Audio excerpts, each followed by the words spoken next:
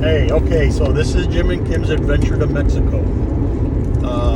Let's see, where do I start? Kind of starting this really late in the process.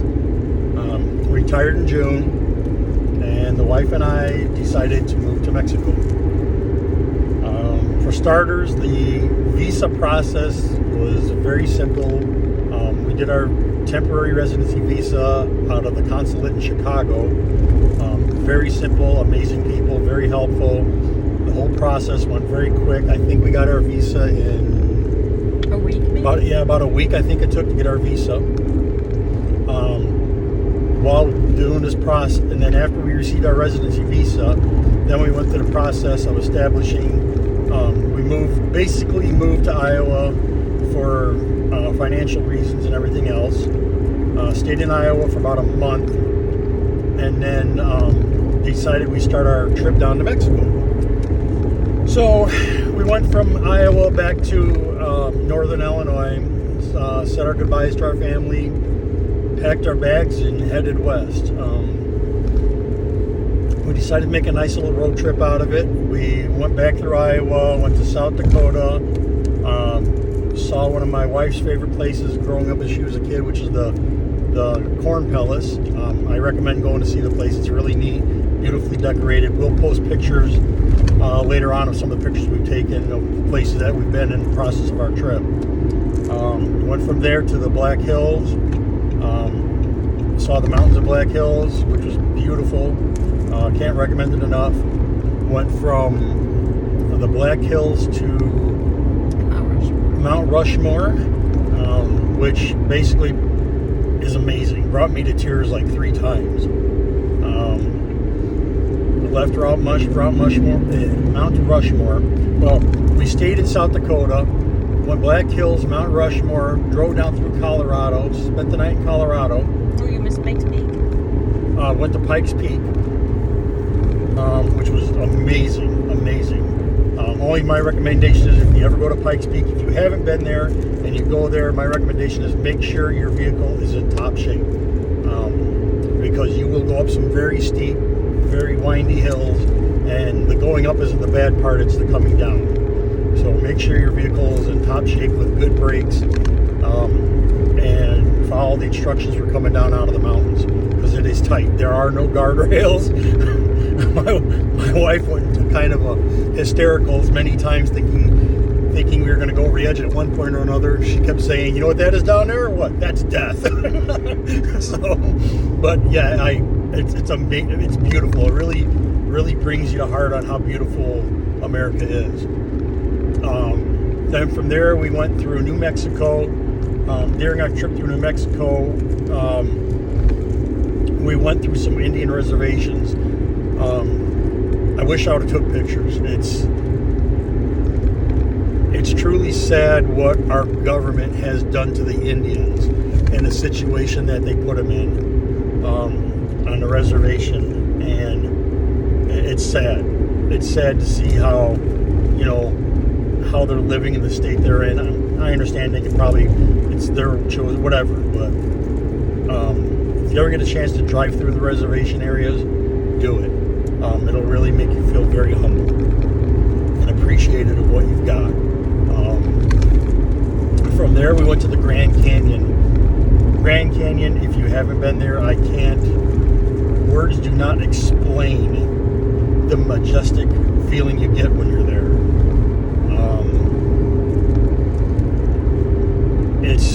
It's beyond words. It's beautiful. It's amazing. I will definitely post pictures.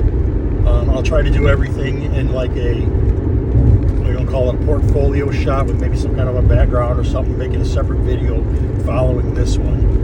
Took some amazing pictures. We actually got to witness a thunderstorm shower come through the Grand Canyon, which was just, it was beautiful. It was amazing, beautiful. The lightning show, we got to see everything.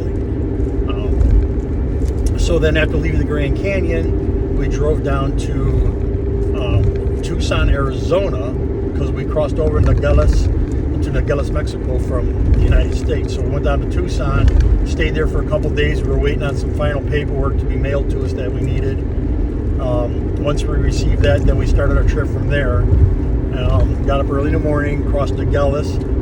Crossing into Mexico was actually really easy, but we don't speak any Spanish, and I couldn't get the we have like a little portable translator. Couldn't get it to work right, so trying to listen to the Mexican National Guard or whatever they are there at the border. He's trying to tell us which way to go, and as we're trying to go this way, we went the right way, but the GPS said that we went the wrong way, and so I did a U-turn, which was a huge mistake because it actually put us back through going through U.S. Customs coming from Mexico.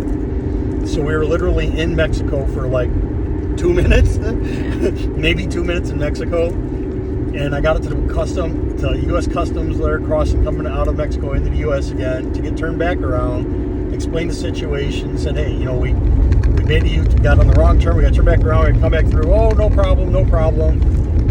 Took our visa, passport. She goes, oh, you've been flagged for a check. So let me tell you something. Very, very weird feeling when you're coming back through customs like that and you get flagged. They pulled us out, made us park our car, pulled wallets out, visas out, paperwork out, walked us from our car to a detention center, put us in a room, locked the doors, no windows, no phones, no bathrooms, nothing. And they go out there and go through your car with you not there present. Which to me personally, I think that is a complete, as a U.S. citizen, that is a complete violation of my constitutional rights. I'm just saying this, even though he did it. I know my wife thinks I'm full of crap or whatever, or going too far, but for a simple thing where I was literally in Mexico for 2 minutes, it was ridiculous. They escorted us out the building, said we were free to go.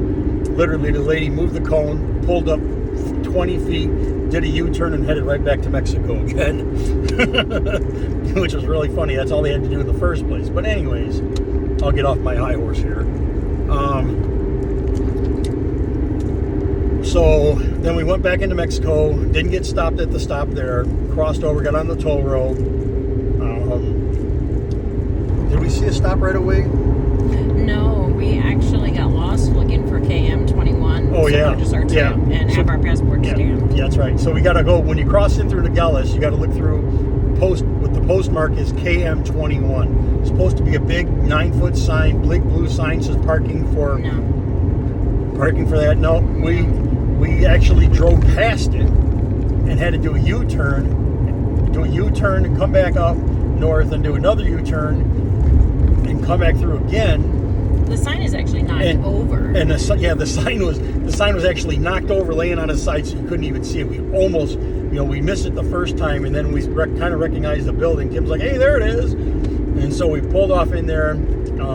That process was actually really good. Kudos to my wife. She was on the ball. She had all the paperwork, everything in order. She had the list. She had everything ready. Pulled up to KM21, and we get up there and it says only one person allowed at the counter. So I've got the portable translator in my pocket, so I can't go up there and help her. And let me tell you, this woman was amazing. She handled it like a boss.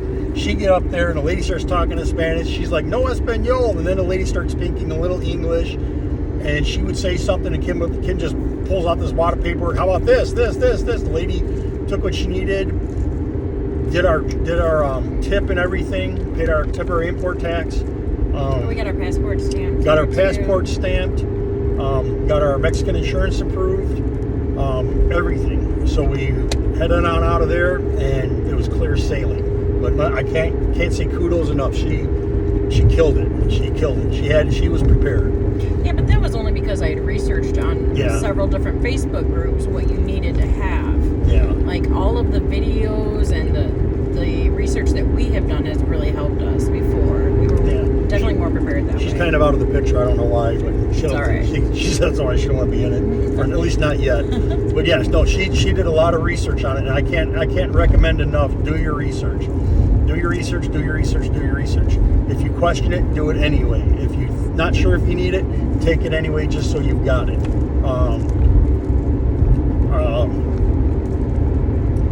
the health insurance portion of moving here, because we're actually moving here for permanent residency. The health insurance part, because I have pre-existing conditions, and I'm a diabetic, she has asthma. Because of our pre-existing conditions, we didn't qualify for a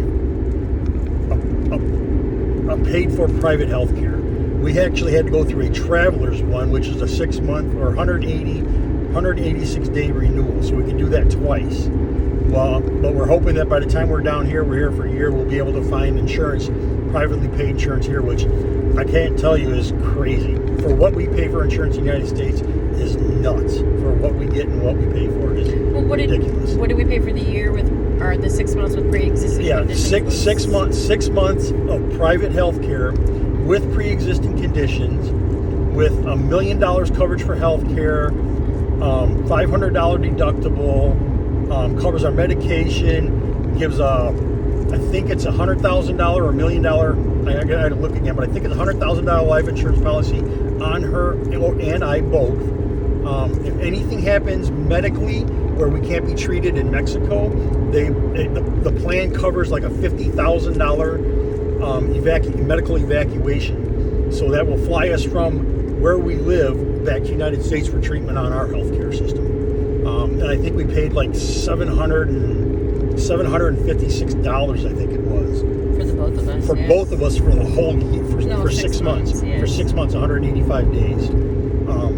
Going through GeoBlue, highly recommend them. The people at GeoBlue are excellent to work with, and they covered the conditions, amazing. If you're interested in traveling to Mexico, I will try to leave a link to to the gentleman that helped me out. His name is Brennan. I can't remember his last name.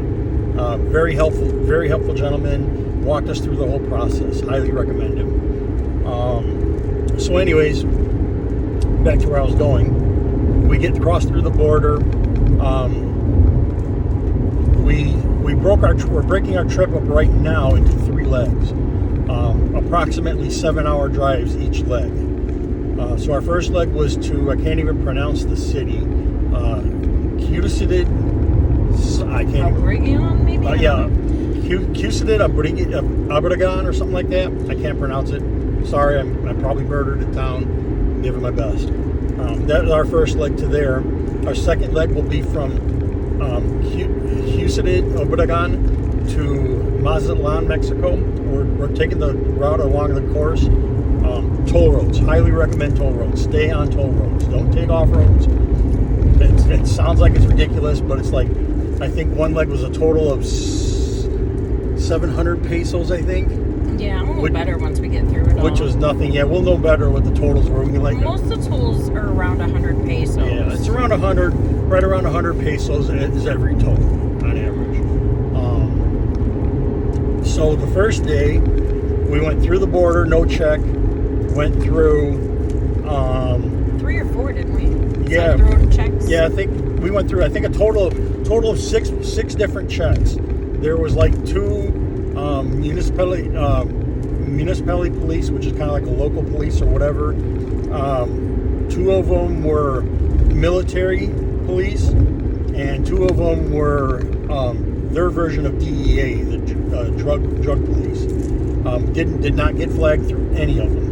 Literally, they just waved at, I waved at them, played nice, they waved at me, and waved us through. Waved us right on through. Stopped in Ciudad, spent the night there at a wonderful hotel, had a wonderful meal, which was crazy. We stayed at a Holiday Inn. Holiday Inn Express, gorgeous hotel. Honestly, probably nicer than any American hotel I've stayed in yet. Yes. And it cost us $49 for the night. And we actually had a concierge service, like walked out to the car, met us at the car, took our luggage, put it on a rack, walked us up to the room, turned everything on. We had secure parking too. Yeah, that was big, important to us. Yeah, indoor secure parking, which was major important because we literally have our life packed in the car right now. The breakfast was amazing too. Yep. The fresh fruit. Gosh, that breakfast had everything really. It had American and Mexican fare. It was really good. Yeah, breakfast was amazing. So we left there, headed from there to Mazatlan. Well, we're currently on our way to Mazatlan. Yeah, currently on our way there. I don't know, we got, I don't know how many kilometers out of the town, and we hit our first checkpoint, which was the drug enforcement, and he basically pulled us over. Very nice gentleman. Told him, He explained. didn't speak English. We didn't speak Spanish to the first guy. He waved us over to the side. Guy come over, spoke English, laughed about it, teased me a little bit. Then he had what they call their DA, which is like the representative between the police force and the judicial system. He come over and he's like, I carried my vapes, which I thought were legal. Apparently they're not. So he says, hey, you got 2 vapes here and vape juice. You're kind of breaking the law. It's illegal to have illegal to carry them. 2. So I gave him one of them, kept one, and I got thinking about it. I thought, well, I don't want to take any chances down here. So I went ahead and threw away my second vape, got rid of them. But anyways, the guy opened up our wallets, did not physically search my wife, but went through her wallet. Basically what they're looking for is to make sure there's no money being, that we're not carrying money back to the cartel, is what it is. So they checked her, checked me, physically body searched me, made sure I didn't have cash taped to my waist and stuff like that. Went through my wallet, and they said, okay, you're good to go. Really nice guys. They didn't search the car. Yeah, didn't search the car. He just asked what was in it, and I told him what was in the car, and we actually have, Kim and I prepared a list and typed it out in English and Spanish, literally of everything that is in his car. I mean, down to makeup, everything. And so I said, well, I got a list. You want to see the list? And he's like, oh, no, you're good. You're not hiding any weapons, are you? And I'm like, no, sir. We're all legal here. He's like, oh, okay. I said, you want the list? No. I asked him like 3 times. So he finally let us go. We left there and literally got not even 10 kilometers down the road. Yeah. Got pulled over at another drug enforcement agency. They flagged us in. He was basically just looking for the tip on the car, though. He didn't even ask for our passports or anything. Right.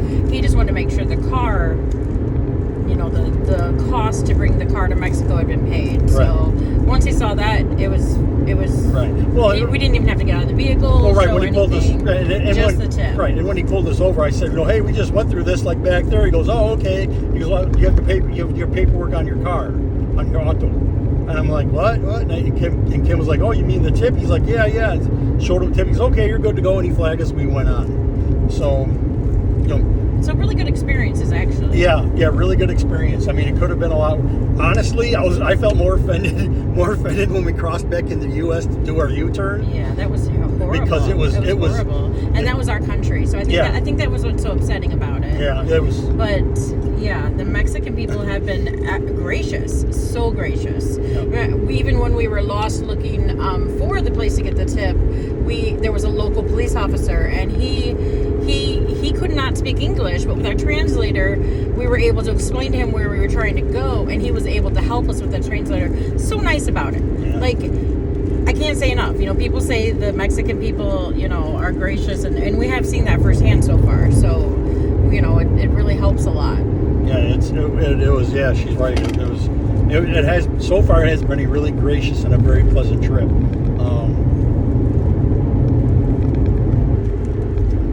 Let's see. Where's I at? Oh, yeah. Do I get to tell him you ate a cricket? Oh, yeah. So on our travel, I'm kind of getting a little hungry, So I'm like, yeah. And everywhere you stop, anytime you go through a little town or a little area, or you come up to a toll booth, they have their what's the word for their speed bumps? No, I don't know what the speed bumps are. Potholes or topes? Topes, that's it. Topes. No, that's a Yeah, but it's the same thing. It says the same thing. Okay. Yeah. It says topes, which are speed bumps or potholes, whatever. So it slows you down. So let me tell you, when you get slowed down in these areas, everybody comes running. I mean, they're out there trying to sell you onions, trying to sell you stuff, which is great because that's how they add onto their income to live here. So I thought, hey, you know what? I'm a little hungry. I'm going to grab something to eat. I grabbed 4, I want to call them burritos, but they're not. It's kind of a roll-up. There was 4 of them in a little bag, It was tortilla shells. 4 tortilla shells with a filling wrapped up, steaming hot, ready to eat. And they were like 40 pesos. Yeah, 40 pesos for 4 of them. What? That's less than $3. Yeah. So I buy these 4, and I bite into the first one. I'm like, oh my god, this thing's amazing, you know. And it's steaming hot. And I tell my wife, like, hey, you got to try this. And she takes a bite, and she goes, oh yeah, this is really good. No, I took a nibble. Yeah, a nibble. She took a bite. She took a bite. Says it wasn't bad.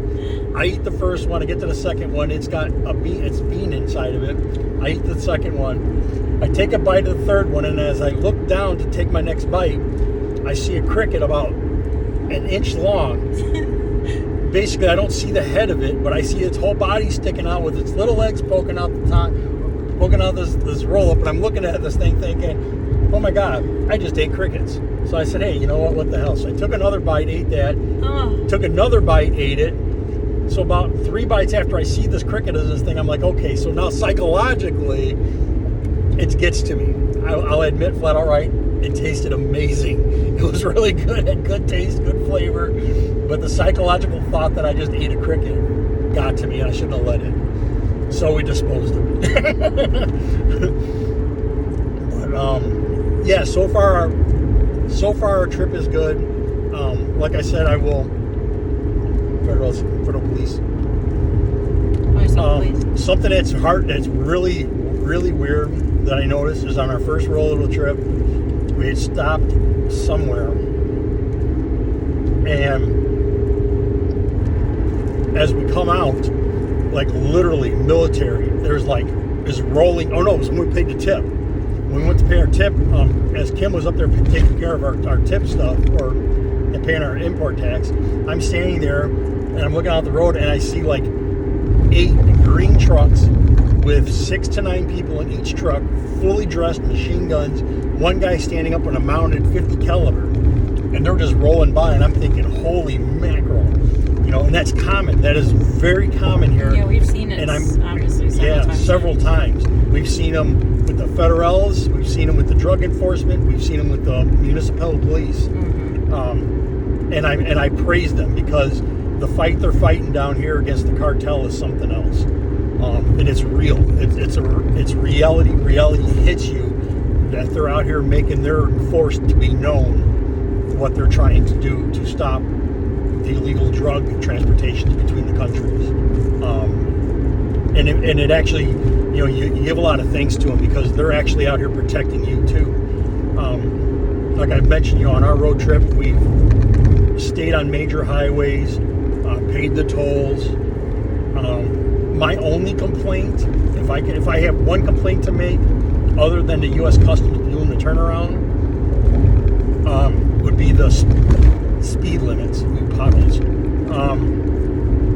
The speed limit, it might say 110 kilometer an hour, and then all of a sudden it dropped down to 90 for no reason. Then it's 40 for no reason. Back up to 70. Back up to 90 to 100 to 70. And they don't. Problem is they don't. They tell you to drop down, but they don't tell you when it raises back up.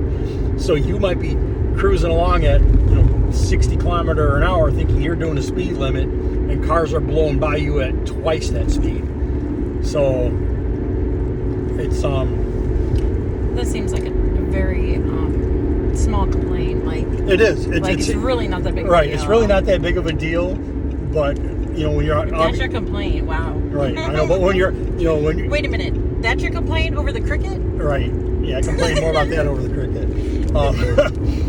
But we're doing a timed leg journey run here, so that is true. So when we're trying to make our time, and we are trying to make our time, and we timed it this way because we do not want to be driving after dark. Right. Which is what all of our research has said. Yep. Yes, all of our research has said do not drive after dark.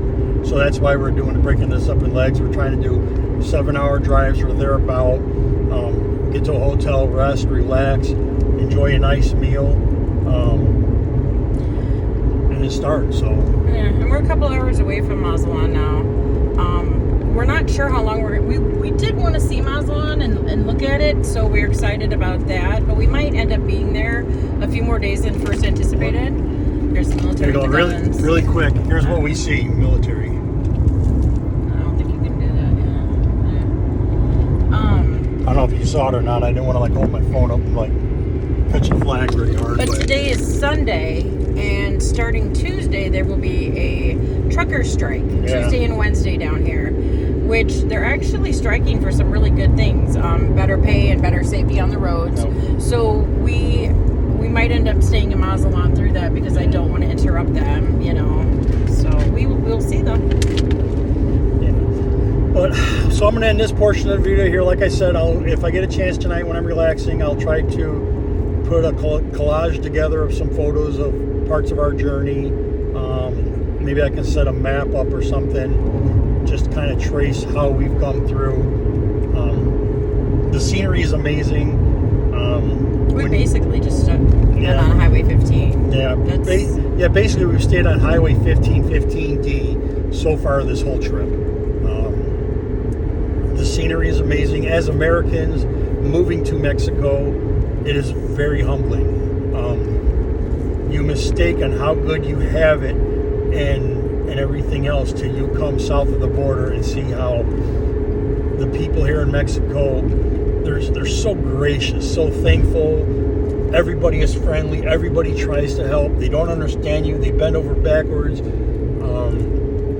You know, you hear all these horror stories and be careful, you'll get robbed, you'll get mugged, you'll get murdered. And honestly, this trip so far has been nothing but amazing. I can't express enough how great it's been. Well, we'll follow up on that because it's not like we've been in Mexico a long time. Right. So. But as of now. Yeah. As of now, everything. Recommended. Everything has been highly recommended. You know, if you're gonna do a drive down here, just be prepared. When you come into small areas, always make sure you leave yourself an escape. When you come up to stoplights, stop signs, every time I stop, I always try to leave at least 2 car lengths between me and the one in front of me. Well, only because if something happens, I'm not saying it's going to, you know, but I'm just prepared. If something happens, I've got an escape. I know that if something happens, I can go left, I can go right, or I can go straight.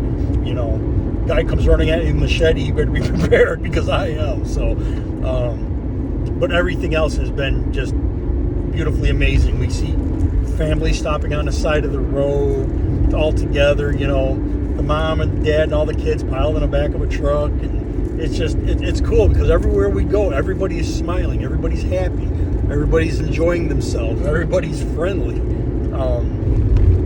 And to see the difference in economy and how these people work so hard to have what they have, what little they have, really makes you humble, you know. Cow standing on the side of the road. 2 cows, 3 cows on the side of the road. But it's funny. But anyways, we'll continue this later. I'll try to get pictures of the post with pictures of our journey so far. Possible road trip where we're at, and we'll try to get you approximate cost of what we gotten told so far. I think right now we're up to maybe, let's see, about 700 pesos. Well, the first one was 413, I think. And I think it's I don't know, somewhere right around 1,500, 2,000 pesos. No. I think so. Okay. But anyways, more to follow. Yep, more to follow. If you like us, follow us. We'll try to keep this. You know, we're going to start this journey. I wish we would have started it when we first left, but it was kind of an excitement thing and last minute. But hope you like it. Like us, follow us. Maybe I can get Kim's face in the picture here on the next shot. Yeah. Yeah, she goes, yeah. But thanks, guys. Hope you enjoyed it. Bye. Catch you soon.